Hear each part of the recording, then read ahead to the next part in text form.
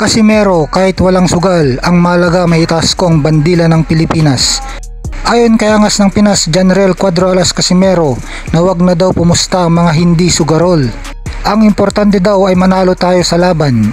Kahit walang sugal, ang importante umano, sabi ng makabansa na si Cuadro Alas, na maitaas natin ang bandila ng Pilipinas.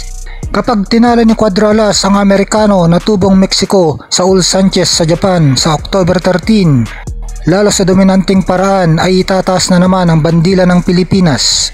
At syempre dahil sina Casimero at Sanchez ang main event, ay tutugtugin sa Japan ang ating pambansang awit. Kaya makapagbibigay na naman ang ating magiting na boksingero na 3 Division World Champion ng karangalan ng ating bansa. Pero syempre sa mga sugarol, kumpiyansa si Casimero na easy money na naman ito kapag pumusta sila sa kanya. Lalo pa at 100% na daw ang power niya ngayon. Pinaghahanda na nga niya si Naoya Inoue dahil isusunod na daw niya ito. Pagkatapos niyang dispatchahin si Saul Sanchez sa impresibong paraan sa October 13 sa Yokohama, Japan.